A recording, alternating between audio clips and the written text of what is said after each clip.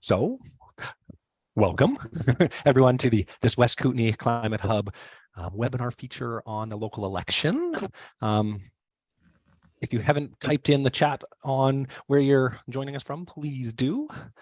My name is Stephen Cretney, and I am grateful to be raising my two children within the wonders of the forests, the waters, and the mountains that seem to stretch forever in every direction from where I am. This land that I'm joining from is unceded traditional territory of the Sinaiaks, the Tanaha, the Silks people. It's also home to the likes of the Métis and other diverse Aboriginal peoples. This is a West Kootenay Climate Hub event.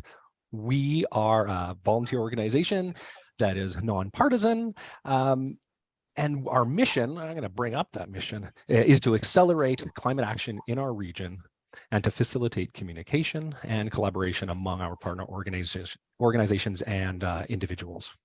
So we're excited for today's webinar about local elections because we see the importance of all levels of government in this fight on climate.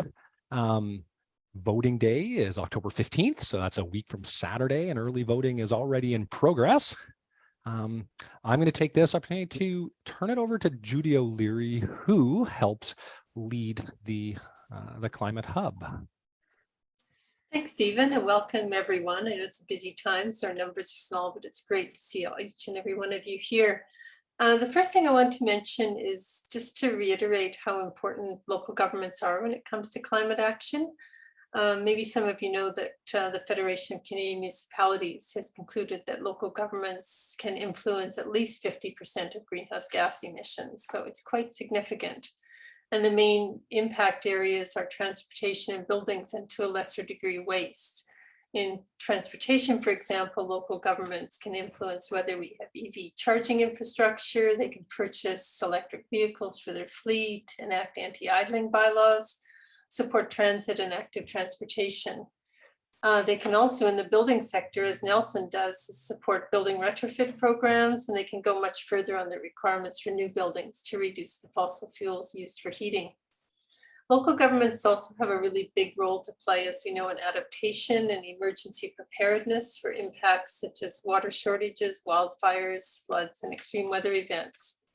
And ideally, all of our councils and regional directors should be viewing everything they do through a climate lens, so that they consider that just as they do budgetary implications, because the decisions that they make have a huge impact on our health and our well-being. So these considerations are what prompted us to undertake the candidate survey, which we did in collaboration with the Doctors and Nurses for Planetary Health, the local Kootenay Boundary Group, because we see that clear link between health and climate. But we have another 22 partner organizations, and we did ask for their input on the questions. And then we asked the candidates to keep their answers fairly brief on those for space constraints. Some of the goals of doing the survey, it wasn't just to find out where candidates stand, although that was very important, and we've got a couple of them here, and to help voters decide who to vote for if climate is a concern to them. But we also want to help candidates learn about these issues. We viewed it as a bit of an open book test, provided some resources, and introduced them to the West Kootenay Climate Hub and the Doctors and Nurses for Planetary Health. So we didn't want to put anyone on the spot, but give them time to pull their thoughts together. We also wanted to start to build relationships with these candidates, because a lot of them will become locally elected officials, and we want to be there to support them in their climate work. So, and the other thing is, we do have on the record some things people have indicated they were concerned about. And again, we don't confront people with this, but we would, reach out to once they're elected and say, hey, you mentioned this, how's it going? Is there anything we could help you with on that?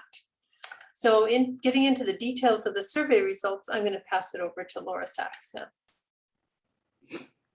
Hi, everybody. I'm going to just talk a little bit about some of the logistics of doing the survey, since we're an all-volunteer group and it was a pretty huge effort. So there were a lot of steps that we needed to take to kind of get to this point of getting the survey results, including creating forms for each community, compiling contact info, and sending out, for example, the initial email as well as reminding candidates. And so I'd like to say, mention that we had teams in Nelson, Castlegar, Roslyn, Creston, and Caslow helping with that. So it was a pretty broad effort. We had folks from Caslow Climate Action team. Thank you, Marianne, on the call here. And also Creston Climate Action and Kootenai-based Kootenai, it's cool, Kootenai Outdoor and Environmental Learning Society. So they helped as well. So we decided to send out our survey. It was a little broader than we initially were going to do. We decided to send it to all West Kootenai municipalities, regardless of size. So all mayoral and council candidates from Roslyn in the southwest to Creston in the southeast, all the way north to Nakusp and Kootenai Lake, Caslow, North Kootenai Lake. And so in total, we sent those to 14 communities. And we also sent to candidates for area director in the regional district of Central Kootenai, RDCK, regardless of if they were acclaimed or uncontested. And also in the Kootenai part of the regional district for Kootenai boundary. So that's areas A and B, which are the rural areas around Roslyn and Trail. And new for us was engaging candidates for school trustees. And we sent that to all school trustees in the 3 school districts that were in that region. So it was sent to a total of about 200 candidates. And one interesting challenge that we had was that many candidates didn't notice the initial email. So it was really great that we had a team of folks reaching out as follow-up. A lot of times it ended up in spam. Sometimes maybe a spam filter even stopped it from getting there in the first place. But in total, we were really happy with the response. We had 89 candidates in total answering the survey. Almost everyone who was acclaimed didn't bother answering the survey. It kind of makes sense. These were mostly regional directors and school trustees in 2 of the school districts, School District 10 and 20. So if we don't consider those who were acclaimed, fully half the candidates answered our survey. And in bigger population centers, those numbers were even higher. So Nelson had the greatest response rate at 80%, but response rates were also high, 60 to 70% in Castlegar, Caslow, Nakusp, Trail, RDCK, and School District 8 trustees. And one surprise that that we had was the amount of passion around climate change from school trustee candidates in School District 8. So we made some really great connections by doing this survey and hope to stay in touch with some of those folks after the election, regardless of if they're elected or not. So the high response rate overall shows really high concern for the climate crisis across the region with the candidates and also presumably with voters. And it's not really a surprise given conversations that we've had with people, and also particularly because of state of local climate impacts over the past few years. And then also, as Judy was mentioning earlier, we partnered with doctors and nurses for planetary health, and it didn't hurt to have them on there as well because healthcare providers are so well respected in the community. And so what stands out to me as I was looking at a lot of these responses is the really thoughtful responses from candidates from all communities. So it was clear that candidates took time out of their busy schedule to really think about their answers. And there were really a range of responses, from some that were very informed to others who honestly admitted not to have a lot of knowledge about the question. And when looking at responses, I also wanted to point out that it's important to look at considering whether a response is forward thinking or if it's backward looking. So for example, just what they've done rather than what they plan to do. So it's so important given the scale of the challenges ahead of us. So we're going to shift gears and hear from a candidate who answered the survey to find out how that experience was. We're inviting Nelson Council candidate Leslie Payne, who's been a regular on our webinar series. And she was the first person to sign up for this one. So we thought we would ask Leslie to do that and find out a little bit about, an honest assessment of how it was to answer the survey and any other insights. So I'm gonna turn it over to you, Leslie. I will unmute myself. Thank you very much for holding the webinar today. I obviously agree that it is critically important, the role of municipal politics in our work towards a livable future for all. I met your goal of using the survey as an opportunity to really reflect, and in my case, scale down the size of some of the answers that I would have liked to have given, since this is it's the number one focus for me. There's lots of other things going on, but the way I think of it is climate is the overarching challenge that under which these other things can often be nestled and exacerbated, if that's a way to look at it.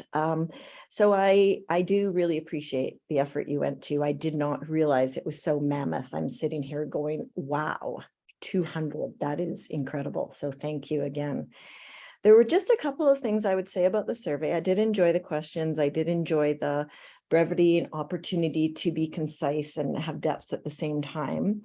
I was talking with I mentioned Natasha from Neighbors United this morning. We had coffee and I said it was interesting. I think 2 of the questions maybe had the word fight in it. What was I going to fight for?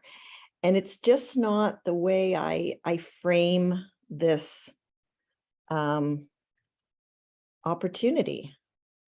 And I do understand the intent of the question, but I believe it's one of the shifts we're going to need to make as we move forward in this area, in framing how we're going to create a vision and inspire people to move forward. So that was the only thing, very, very small piece, but I think it's important as we move forward. The other thing that for me was interesting, because I've been doing this for a long, long time, learning, growing, petition documentaries, donating, joining, attending, holding different events, that what was I going to realistically accomplish in the next 4 years? So there's a couple of levels to that. One is I am not a realist. There's lots of different ways. I think Christina, help me with the pronunciation of her last name, Fuentes, who shepherded the Paris Agreement to signature it at the COP when we got that, 2015 maybe. What does she call herself? I'm sure many of you saw that TED Countdown event where she calls herself a pragmatic optimist, I think. Stubborn optimist, I think she calls herself. Stubborn optimist. Okay, I'm Christiana a stubborn Figueres. optimist. So there's no doubt about it. I am going to bring all of my energy, all of my passion, every bit of creativity and ambition that I have to this place. But I do want to move away. I want to make it such a largely collaborative place where we just need everyone engaged. So what can we, I would have said with Nelson Next being brought in, I'll just give you one small example. Nelson doesn't have an anti-idling bylaw. So would we realistically have expected 4 years ago that we could have managed that piece of what I consider low-hanging fruit?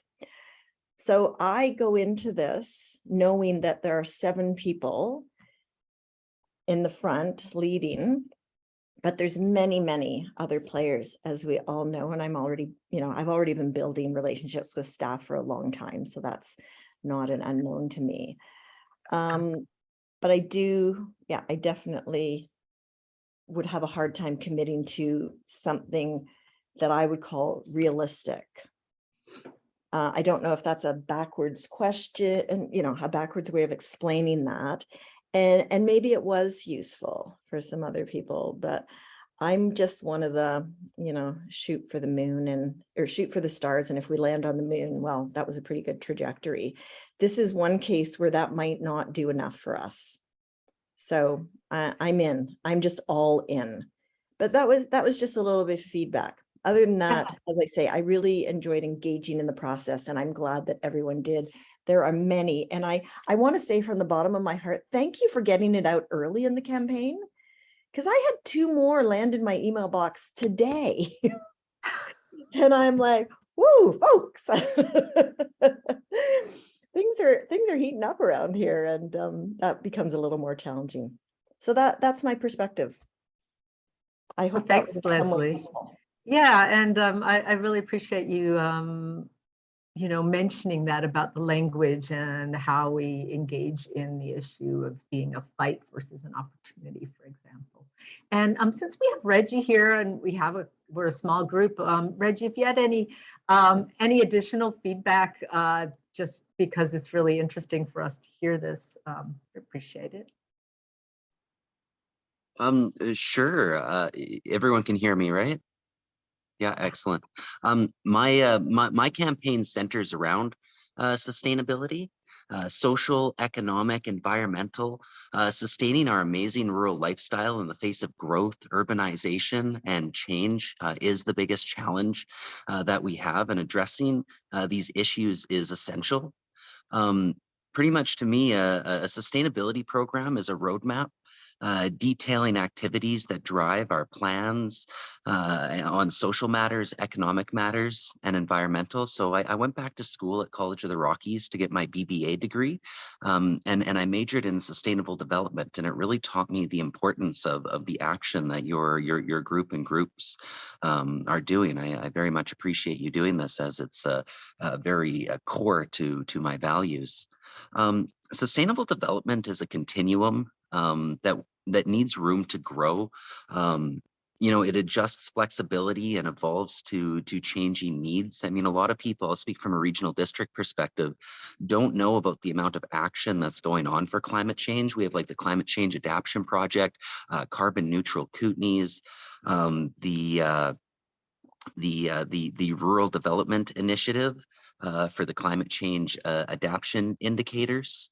Like there's a lot of these initiatives that people don't know about. So through my campaign, effective communication and really trying to draw people into the sphere, because people want to be involved. People want to know about these events, but it's challenging with apathy, particularly in government, to get people involved. And that stretches out to where groups like yourselves don't, there'd be more people that want to come to events like this, but you know, many don't know about them. So I think a regional director or any of the politicians can really help be a bridge to get more people knowing about the events that are within the community. I mean, in a nutshell, you know, my sustainability program is based on enhanced communication, engagement, involvement, creating solutions, and inclusive stewardship. And these are the sustainable actions that I want to bring to the RDCK. Thanks, Reggie. Appreciate your answering the survey as well, and your passion. We're going to shift gears just a bit here. I'm going to go ahead and share my screen so we can see what that landing page looks like. Just 1 second. Let me do one thing quickly here. Yeah, okay. So I just wanted to show, maybe folks can say has everybody already looked at the survey, or is this new to folks? I'm going to share anyhow, but it would help to know. Maybe put a thumbs up if you've already looked at the survey.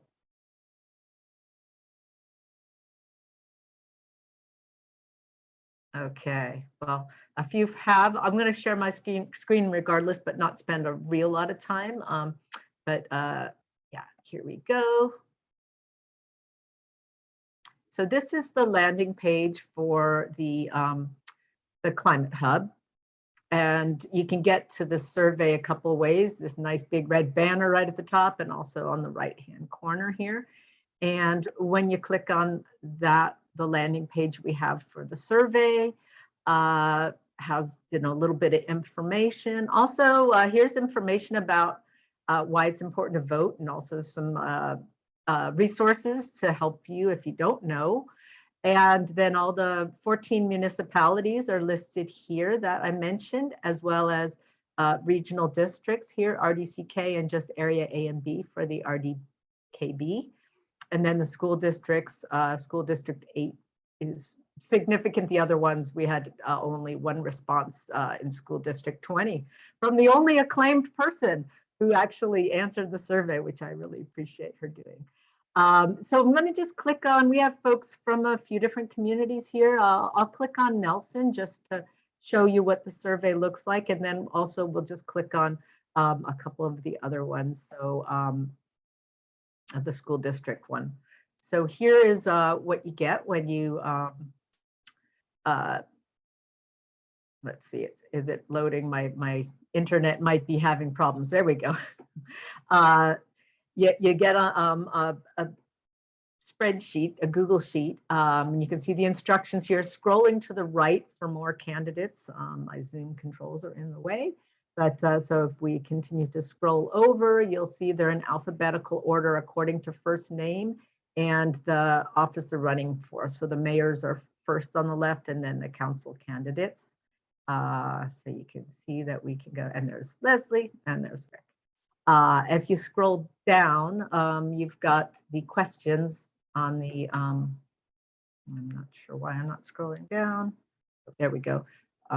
Let me just use my arrow key, see if that works better. I think I might be, this screen might be zoomed in a little bit, so you can zoom out and see it a little bit better too. But you can see the questions then are listed on the left side, and then you can look and see what the candidates' responses are.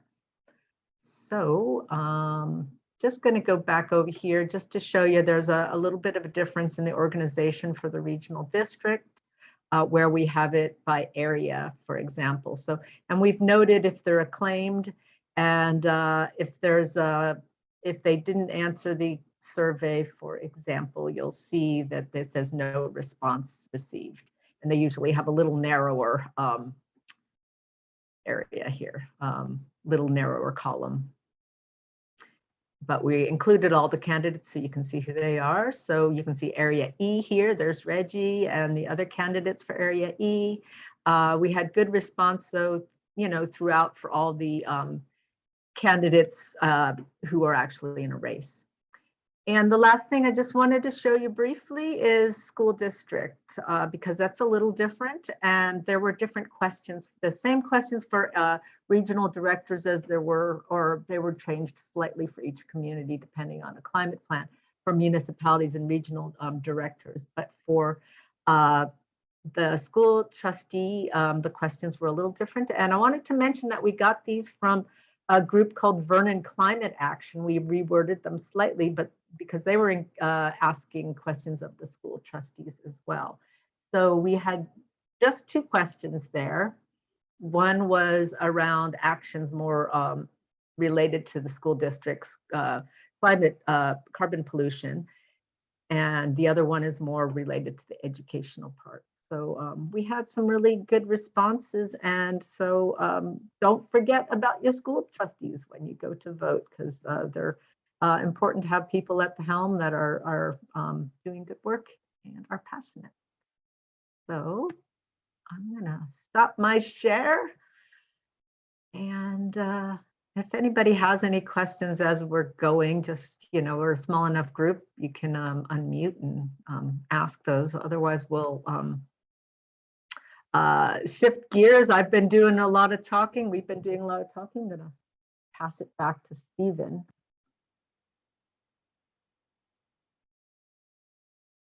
I am trying to get my thing to work. Just one sec. So I'm also recording this, and I'm trying to get me to be pinned back, but it's just not working. So the recording is showing Laura. How lovely. Oh, Yeah. But I'm just trying to unpin you, and it's just not working. Remove pin. It might be that what's being recorded is different. So let's hope. Who knows? Either way, it doesn't really matter.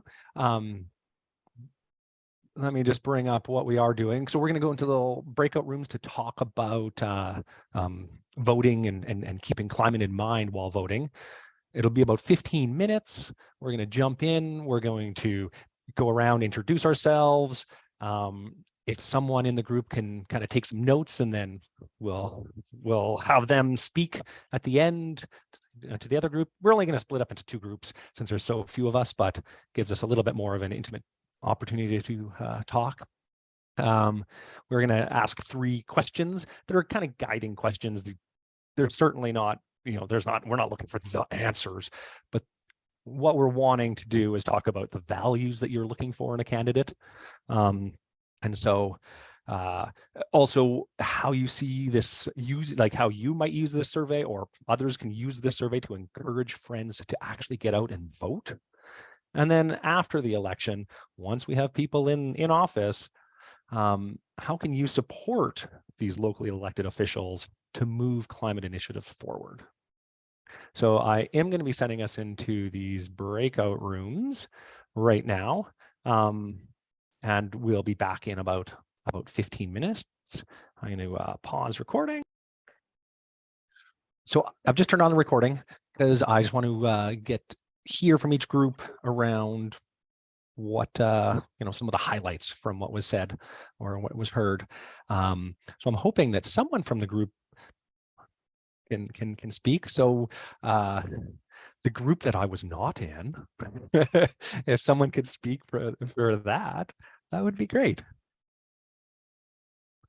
We didn't Who wants assign anyone, but it was Mary Ann and Leslie and myself. And so I'd love if one of them would like to jump in. Mary Ann, maybe you, just not to put you on the spot, because Leslie and I have already spoken.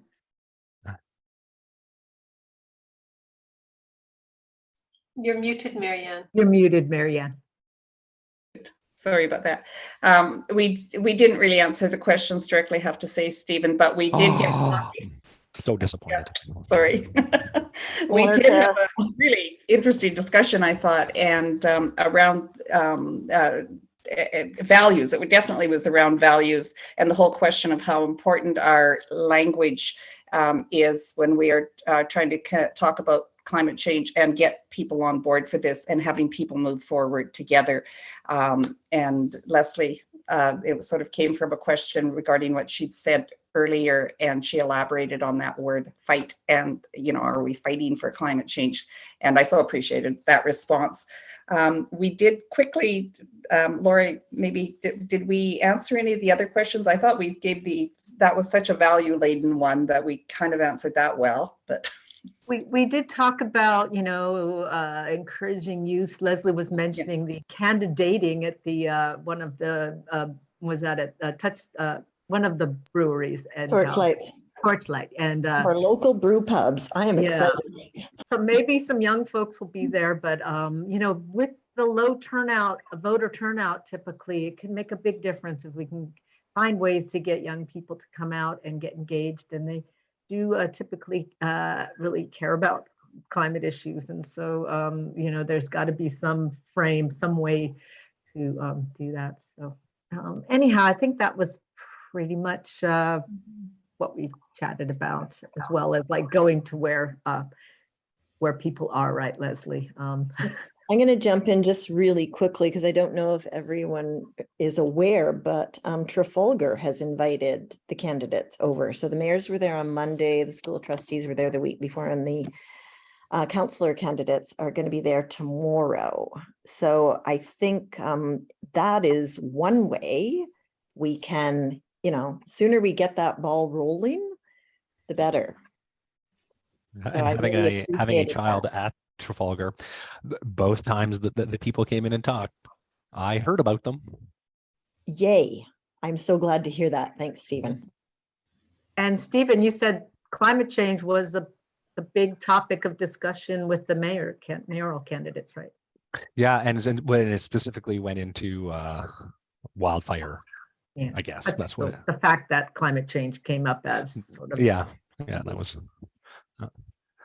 All right, does someone want to speak from the other group? And Reggie has his hand up. I'm not sure if you were wanting to contribute to something that we said, Well, Reggie was in the next group, so he could give a little Okay. update if he wanted to. Sure. My hand was up just because I was curious. Just when was that candidating event at Torchlight? It's next Thursday, a week from tonight. You should come over. It'll be fun. I mean, it sounds like a very creative idea. I mean, it doesn't apply too much, overly know. too much to Area E, but I think that's a creative solution. That's awesome.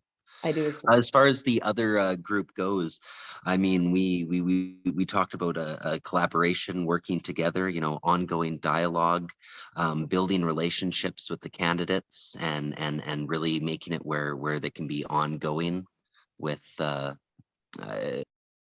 conversation ongoing. Sorry, did I cut out here? Can you hear me? we can hear you. We can hear you. Yeah. Okay, sorry. No, I'm on my phone, so just there's challenges with that. No, it was really good discussions. I think honestly what we were doing there, in a broad perspective, kind of like what these sessions ongoing, it encourages people to get out to vote more, makes it where you can keep the candidates accountable, and you know, bring them here and ask them the questions, and make it where it can get out into the community. The other question of how we what was the second question? Sorry, I tried to look in the chat. How do we see using maybe the survey, or basically encouraging friends to vote? Yeah, so it was brought up, having like living room meetings, like talking to your friends and neighbors, but even just inviting them over for a coffee or a tea, and just having kind of an informal discussion on the couch about what issues are pressing, and kind of similar to like what we're doing here. There's lots of great ideas. The Creston hub there, and involving the different associations throughout, was brought up as well. I didn't take notes, so I'm just or my notes are vague here, I should say. So there's lots of great ideas, but similar to my campaign, it's encouraging the communication around it, and really what you guys are doing here is the groundwork to make it where more can happen. You guys are building the foundation, so your group has these conversations more, which makes it where the people who are running and get elected will want to be involved and should be involved, holding them accountable and such as well. Yeah, excellent. That was a good recap. Any other, Jean, did you have anything to Well, add? I was just going to say, somebody mentioned, I don't think it was me, but you could, using your own network to, and I think it was Judy was saying, maybe just send emails to your friends to say, oh, I'm voting for this person for this reason. I don't know how you feel about this, that kind of thing, just to remind them that there is an election, and that this is what your plan is, and who knows what kind of discussions that could spur from that. And just, I think it was Reggie that says, you know, if two people tell two people, tell two people, tell two people, you know, just to remind everybody to get out and vote, and maybe give them, you know, whatever information you have about candidates to say, and what your opinion is, and who knows, you know. I mean, they might not like it, but Yeah, well, but it starts a discussion, right? So yeah, so I thought that was a good plan, and a good, yeah. This made me, speaking here just and listening, made me think about if there is any other surveys or podcasts or dating whatevers that are happening. Please put in the chat box if you know of any of them, even if you don't know the exact date or anything, like because then we can see of all the different things that are going around for this next election, for this next 10 days, all the different opportunities for us to hear about the candidates, and you know, whether they're the forums that happened, like in Nelson last night, there was one, and then when we send out or they link to the recording, we can include some of those ones that are still upcoming, like next Thursday at Touchstones, or not Torchlight, there's that candidating, and whatever one else is. Yeah, There's that. Go ahead. Someone that I know who lives up the street from me, I met through the Eco Society. I never know if I get her name right. A.L. Feiner? Yeah, I was going to mention that. Yeah. She's doing the type of interview that I so prefer, because it wasn't really prescriptive. We had a conversation, and as a result of that, we got to talk about values and what we see in our community. Now, all the conversations were different. I've listened to a couple, but a 20-minute, she calls them fireside chats, I think. I just put the link in the chat box for those. Yeah, that and Because I was looking for it and I realized she Facebook messaged it to me, so I was looking through my emails. The other thing, if I haven't sent it to you already, I know I sent it to someone and I can certainly forward it, but I've also been endorsed by the West Kootenay Labor Council. They had an excellent questionnaire and it was very extensive. So I'm glad I got that in like August, maybe. Like I knew that was coming up, and I knew it because I participated in something called Feminist Campaign School back in February. So they, and Janice and I are the two candidates that are endorsed by them this time, this election cycle. But their questionnaire covered so many things that haven't often come up. If you could share that with us, that would be great. The link would be great. Aboriginal values, diversity and inclusion, awesome. Women in politics. So there was a lot, but I've sent it to somebody, but I'll send it to you as well. Anyone else have any other surveys or forums or anything coming up that they can? And we've been pretty Nelson centric here, focused. So if other communities are, hear what's going on in the regional districts, anything like that. And I just wanted to mention that the other question we talked about in our group that I think it'd be good to note is how to support candidates who become elected afterwards. And a lot of the focus in our group was on the importance of building a relationship and keeping up contact and showing some appreciation and some openness. And then you can build some allyship and help them do a better job and make sure your voices are heard. So I think that's really an important follow-up to keep in mind with all this.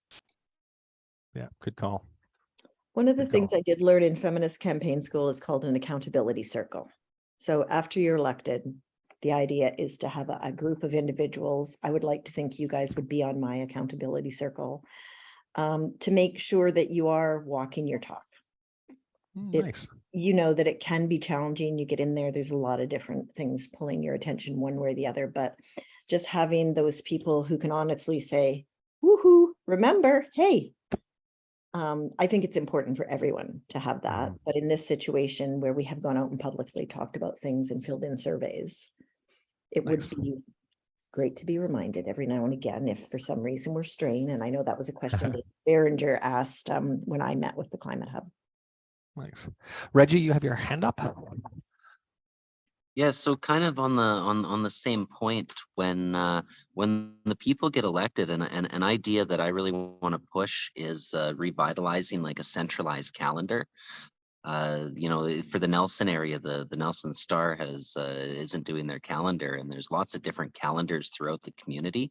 And I think the regional district, working in partnership with the municipalities, if there are events that are upcoming or active surveys that are going on, trying to centralize all that information and making it where people know there's one place to go to kind of get that.